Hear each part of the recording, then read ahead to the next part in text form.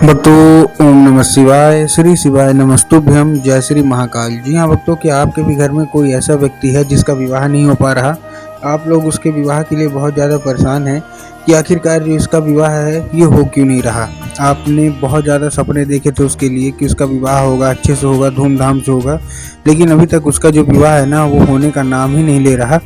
तो ऐसे में कौन सा उपाय करें ताकि उसका जो विवाह है वो हो जाए, आज की इस वीडियो के माध्यम से हम आपको बताने वाले हैं। तो बस ध्यान से उपाय सुनिएगा, अच्छे से करिएगा। अगर आपने आज का ये उपाय ध्यान से सुन के अच्छे से किया तो अवश्य रूप से जो मनोकामना है ना वो पूरी होनी ही होनी है। क्या करना है, कैसे करना है, पूरा आपको समझाऊंगा। अगर उस व्यक्ति का अभी तक विवाह नहीं हुआ तो अवश्य रूप से उस व्यक्ति का जो विवाह है ना वो होगा ही होगा। देखिए, पूज्य गुरुदेव की ही कथा सुन के और बहुत अच्छे से समझ के आपके लिए लेके आया हूँ। तो बस उपाय आपको ध्यान से सुन के अच्छे से कर लेना है, बस इस चीज़ का आपको ध्यान रखना है। देखिए, पूज्य गुरुदेव की जो कथा होती है, जैसे कि आपको पता है कि पूज्य गुरुदेव की कथा में लाखों की भीड़ आती है। कैसी भीड़ आती है? लाखों की भीड़ आती है। और जब गुरुदेव की कथा में लाखों की भीड़ आती है तो वहाँ ज़्यादातर जो भक्त रहते हैं वो क्या करते हैं, पत्र के द्वारा अपनी मनोकामना गुरुदेव तक पहुँचाते हैं। इसके द्वारा, पत्र के द्वारा। तो अभी गुरुदेव की कथा चल रही थी, आज से 4 से 5 महीना की पहले की बात है। गुरुदेव की कथा चल रही थी और गुरुदेव की कथा में लाखों की भीड़ आई। अब जब गुरुदेव की कथा में लाखों की भीड़ आई तो वहाँ ज़्यादातर जो भक्त थे ना उन्होंने क्या किया, पत्र के द्वारा अपनी मनोकामना गुरुदेव तक पहुँचाई। अब जब गुरुदेव की कथा में पत्र पहुँचा और गुरुदेव ने पत्र पढ़ा तो वहाँ गुरुदेव ने देखा कि ज़्यादातर जो भक्त है ना उनकी क्या है, केवल और केवल एक ही मनोकामना है। क्या मनोकामना है? कि गुरुदेव, हमारे घर का एक व्यक्ति है, इसका विवाह नहीं हो पा रहा, हम लोग बहुत ज़्यादा परेशान हैं, कृपया करके कुछ ऐसा उपाय बता दें ताकि उस व्यक्ति का जो है तो विवाह अच्छे तरीके से हो जाए।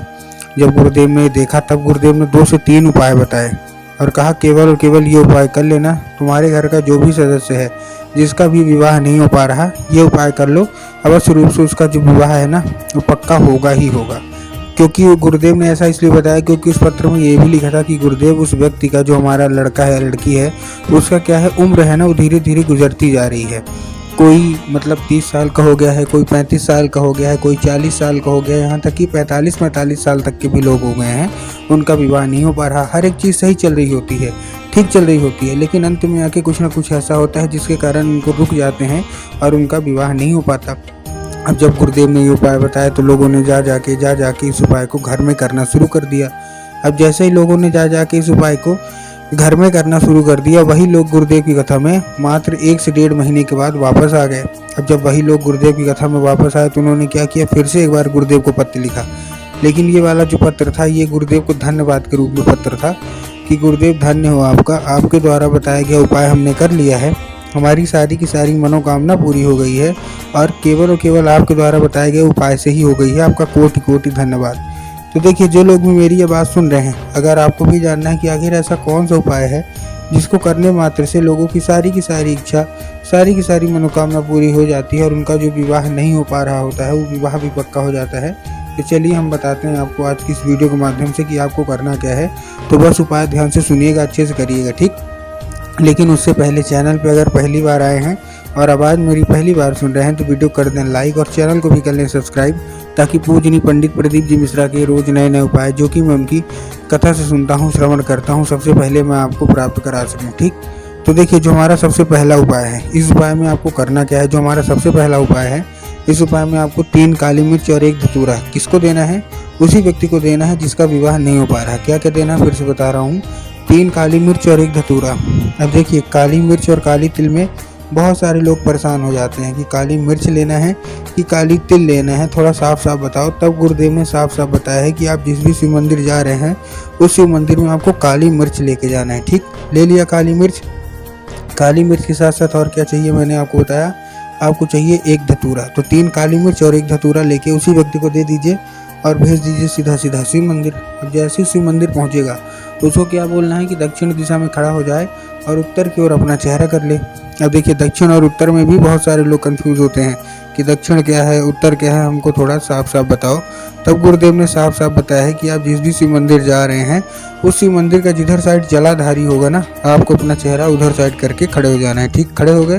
खड़े होने के बाद आपको एक नाम लेके, कौन सा, महादेव का बहुत ही सुंदर सा नाम है, श्रम्भेश्वर महादेव। तो बस आपको करना क्या है, आपको श्रम्भेश्वर महादेव का नाम लेके उन्हीं का स्मरण करके आपको चुपचाप से क्या कर देना है, आपको अर्पित कर देना है। बस पूज्य गुरुदेव कहते हैं कि अगर आपने इतना कर लिया तो अवश्य रूप से जो मनोकामना है ना पूरी होगी, और उस व्यक्ति का जो भी विवाह में अड़चने आ रही थी वो अड़चने भी दूर होगी। ठीक, ये था कौन सा हमारा, ये था हमारा पहला उपाय। अब हम चलते हैं अपने दूसरे उपाय की ओर। अब देखिए जो हमारा दूसरा उपाय है, दूसरे उपाय में आपको करना क्या है, इस उपाय में आपको 11 लाल फूल लेने हैं। कितने फूल, 11 लाल फूल ले लिए। अब फूल कोई से भी हो सकते हैं, गुलाब के ले लीजिए, गुड़हल के ले लीजिए, जो भी आपको पसंद आए वो फूल ले लीजिए। बस एक दो चीज़ का ध्यान रखना है कि जो फूल है वो कहीं से भी कटे फटे नहीं होने चाहिए, कहीं से खंडित नहीं होने चाहिए।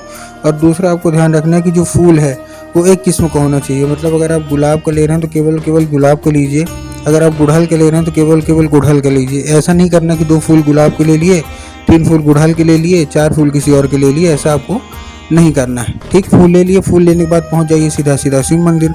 अब आपके दिमाग में आया होगा कि शिव मंदिर जाएंगे और बाबा भोलेनाथ के ऊपर अर्पित कर देंगे, जो कि पूर्णतः गलत है।